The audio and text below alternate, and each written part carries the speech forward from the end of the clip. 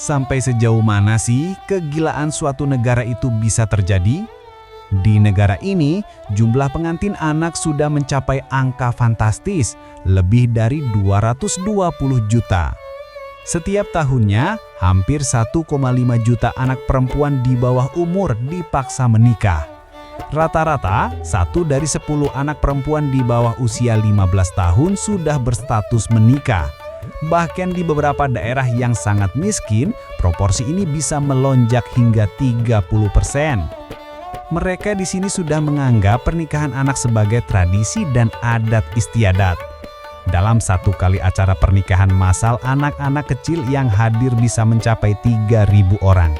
Ada bahkan bayi perempuan yang masih menyusu di pelukan ibunya sudah dijodohkan dan ditentukan seumur hidup untuk menikah. Mengerikan bukan? Tapi yang lebih mengerikan belum saya ceritakan. Rata-rata usia pengantin anak di negara ini saat melahirkan hanya 13 tahun. Angka kematian saat melahirkan pada pengantin anak 5 kali lipat lebih tinggi daripada wanita dewasa. Angka kematian bayi yang dilahirkan mereka bahkan meningkat 20%.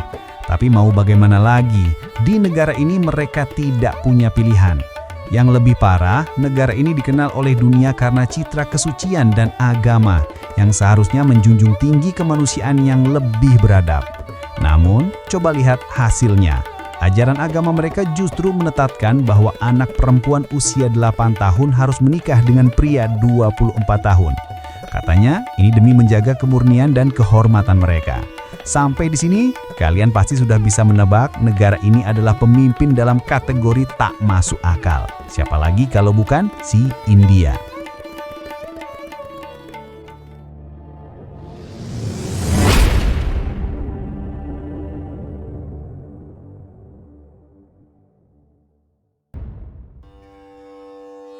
Hari ini saya akan ajak kalian bongkar habis-habisan seberapa gilanya praktek kuno ini yang seolah-olah menghantam dan menginjak-injak wajah peradaban manusia. Sejarah kelam pernikahan anak. Pernikahan anak di India bisa ditelusuri kembali ke periode Veda, yaitu sekitar tahun 1500 sampai 850 SM. Hukum Manu Hindu secara eksplisit menetapkan bahwa anak perempuan 12 tahun harus menikah dengan pria 30 tahun dan anak perempuan 8 tahun harus menikah dengan pria 24 tahun. Ini dianggap sebagai kewajiban suci mereka. Bahkan dalam kitab Brahma Vaivarta Purana Hindu, pernikahan anak perempuan sekecil usia 4 tahun diperbolehkan. Ketika memasuki abad pertengahan, India sering dilanda perang. Para penganut Hindu mempercepat penyebaran pernikahan anak untuk mencegah putri-putri mereka menikah dengan orang dari suku lain. Beberapa ritual pernikahan massal kuno bahkan masih lestari sampai sekarang. Contohnya Akatij di negara bagian Rajasthan yang bisa dibilang seperti pesta pernikahan anak. Di wilayah itu, semakin miskin suatu daerah, praktik pernikahan anak semakin merajalela. Mengejutkannya, di antara anak-anak sekolah usia 6-14 tahun di negara bagian itu, lebih dari 30% sudah berstatus menikah. Dan semua wanita yang sudah menikah di negara bagian tersebut, anak perempuan di bawah usia 15 tahun menyumbang lebih dari 25%. Acara Akatij di Rajasthan ini setiap kali diadakan melibatkan sekitar 3.000 anak perempuan. Saat puncaknya bahkan pernah mencapai 10.000 orang. Usia mereka umumnya antara 4-13 tahun. Gadis-gadis kecil ini sama sekali tidak tahu kehidupan macam apa yang akan mereka hadapi. Banyak dari mereka hanya tertidur karena mati rasa. Yang paling absurd, ada bayi perempuan yang masih menyusu harus diletakkan di nampan menak untuk menyelesaikan ritual. Skala pernikahan anak di India adalah terbesar di dunia. Menurut data PBB, pengantin anak di India melebihi 220 juta. Menyandang sepertiga dari total global. Pada tahun 2005, statistik resmi India menunjukkan komposisi usia menikah wanita 22% di bawah 16 tahun, 44% antara 16-17 tahun, dan 2,6% di bawah 13 tahun. Mengenai pernikahan massal yang saya sebutkan tadi, keluarga dari pihak laki-laki di sana biasanya tidak mau langsung membawa anak perempuan yang terlalu kecil ke rumah untuk diasuh. Karena itu jelas akan menambah beban keluarga. Biasanya mereka hanya bertunangan melalui ritual dan baru dibawa ke rumah pihak laki-laki setelah usia sekitar 12 tahun ketika perkembangan fisiologisnya sudah matang dan mampu melahirkan. Setelah gadis-gadis pengantin anak ini sampai di rumah pihak laki-laki, kemungkinan besar mereka akan langsung melahirkan 3 kali atau lebih. Jarak antar kelahiran biasanya tidak lebih dari 2 tahun. Karena perkembangan fisiknya belum sempurna, ditambah dengan kehamilan paksa yang tidak terkontrol, angka kematian mereka mencapai 195 per 100.000 orang, 5 kali lipat dari wanita dewasa. Angka bayi yang dilahirkan oleh ibu di bawah umur juga memiliki resiko kematian bayi meningkat 20%. Tidak hanya itu, wanita-wanita pengantin anak ini seumur hidup akan ditemani oleh 2 bahaya besar. Pertama, kesempatan pendidikan mereka dirampas. Rata-rata usia pendidikan yang didapatkan gadis pengantin anak 7 tahun lebih sedikit daripada wanita pada umumnya. Kedua, pernikahan dengan pria jauh lebih tua bisa menyebabkan mereka menjanda di usia muda. Dan Hindu memiliki tuntutan yang sangat ketat untuk janda.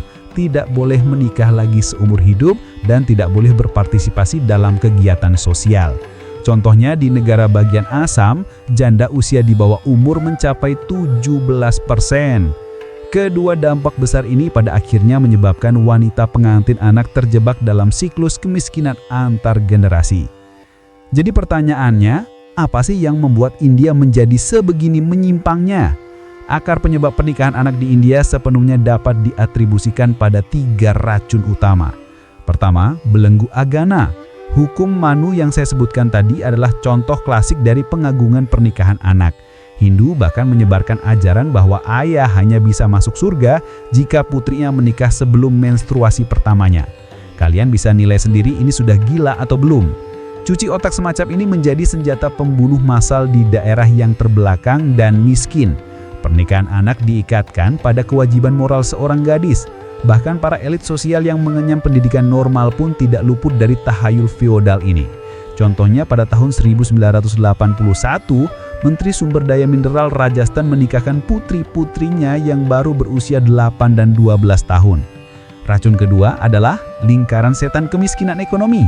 Di India, wanita yang menikah harus membawa mas kawin. Biasanya keluarga pihak wanita harus membayar puluhan ribu rupiah untuk mas kawin. Namun jika anak perempuan itu masih di bawah umur, biaya ini bisa dikurangi. Dan semakin muda usianya, semakin murah. Gadis 12 tahun hanya perlu membayar 5.000 rupiah untuk menikah, setara dengan 30% harga pasar. Tentu saja keluarga anak laki-laki ingin mencari wanita yang lebih muda. Mereka hanya mengincar yang lebih kecil lagi. Pada intinya semua ini disebabkan oleh penyakit kemiskinan. Penyebab ketiga justru semakin memperlihatkan sisi menyimpang India. Setiap 15 menit terjadi satu kasus pemerkosaan di India. Setiap tahun kasus serangan seksual mencapai 35.000 kasus. Ini pun hanya data yang dilaporkan. Tingkat pelaporan sebenarnya mungkin kurang dari 10%. Di daerah miskin seperti negara bagian Assam saja, proporsi wanita di bawah umur yang mengalami kekerasan seksual mencapai 77%. Oleh karena itu, banyak orang tua merasa bahwa menikahkan anak perempuannya lebih awal dapat menjaga kesucian mereka. Ini adalah langkah yang terpaksa. Namun yang lebih ironis, pengantin anak justru akan mengalami kekerasan seksual dalam rumah tangga yang lebih parah. Yang paling menyedihkan adalah India juga memiliki aturan tak tertulis tentang pemerkosaan sama dengan pernikahan. Artinya jika keluarga korban tidak mau memperkarakan, mereka malah akan menikahkan putri di bawah umur mereka dengan si pemerkosa. Pada dasarnya ini mengubah kekerasan seksual menjadi pemenuhan permintaan pernikahan anak. Demi yang namanya reputasi, mereka mendorong putri mereka ke dalam jurang tanpa dasar. Ini sungguh membuat marah dan muak. Tantangan global dan upaya perubahan. Masalah pernikahan anak jauh dari kata eksklusif milik India. Asia Selatan, Asia Tenggara, dan Brazil bersama-sama membentuk zona merah pernikahan anak secara global. Menurut data PBB, jumlah pernikahan anak di daerah-daerah ini menyumbang 50% dari total dunia. Penyebabnya sangat mirip dengan India. Di baliknya terjalin kompleksitas tekanan agama, kemiskinan ekonomi, dan disfungsi sistem. Di Bangladesh, 41% wanita menikah adalah anak di bawah umur. Ini adalah tingkat pernikahan anak tertinggi di dunia. Asia Tenggara memiliki lebih dari 290 juta pengantin anak, 45% dari total dunia. Pakistan bahkan memiliki kisah mengerikan tentang pengantin penebus dosa. Misalnya, jika paman seseorang membunuh, anak perempuan itu akan dipaksa menikah dengan pria tua dan keluarganya harus membayar lagi dengan 2 ekor domba dan sepidang tanah. Di Kamboja, 1 dari 8 gadis hamil pada usia 15-19 tahun. Laos memiliki 17,4% gadis melahirkan di masa remaja, menempati urutan pertama dalam tingkat kehamilan remaja di Asia Tenggara. Dalam mengatasi masalah pernikahan anak, kurangnya payung hukum dan penegakan hukum yang tidak memadai adalah hambatan terbesar. Pada tahun 1929, India di bawah pemerintahan kolonial Britania Raya sudah mengeluarkan undang-undang anti pernikahan anak, menetapkan usia menikah wanita pada 14 tahun. Namun bahkan di tingkat serendah itu, pelaksanaannya sangat sulit dilakukan karena tradisi agama dan keyakinan mereka yang sudah mendarah daging. Setelah India merdeka, usia menikah wanita dinaikkan menjadi 15 tahun. Pada 1978 dinaikkan lagi menjadi 18 tahun. Pada tahun 2024, Perdana Menteri Modi bahkan menggembar-gemborkan akan menaikkan usia menikah legal wanita India menjadi 21 tahun. Namun, fenomena pernikahan anak terus berlanjut. Pada tahun 2024, pemerintah India menindak pernikahan anak di Assam, menangkap hampir 5.000 orang. Tetapi hanya 16% kasus yang divonis. Hukuman tertinggi hanya denda Rp1.000, sekitar Rp85.000 atau 15 hari kurungan. Dengan biaya pelanggaran sekecil ini, apa efeknya? Mungkin tidak ada. India saat ini menyatakan akan sepenuhnya memberantas pernikahan anak sebelum tahun 2030. Kepala Menteri Assam Sarma juga secara terbuka mengutuk pernikahan anak sebagai kejahatan sosial dan berjanji akan mengambil semua tindakan yang diperlukan untuk sepenuhnya menghilangkan fenomena pernikahan anak di negara bagiannya sebelum 2026.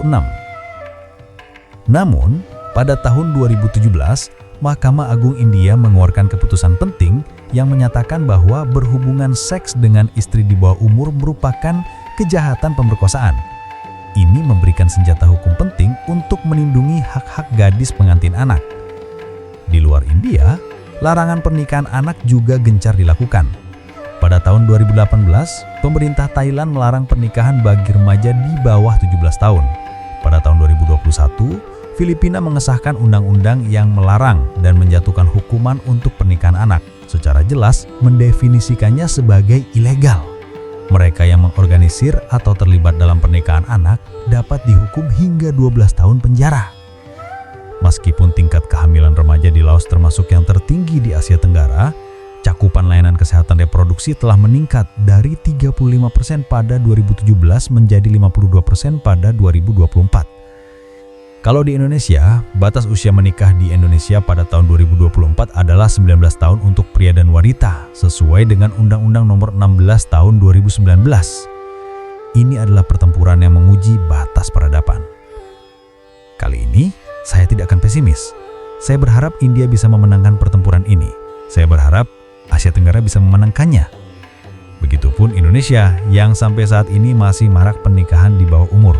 Semoga kedepannya masalah ini bisa terselesaikan. Pokoknya jangan sampai deh kayak di India. Semoga mereka segera menghilangkan praktik pernikahan anak yang keji ini dan mengembalikan kehormatan peradaban. Sekian video kali ini.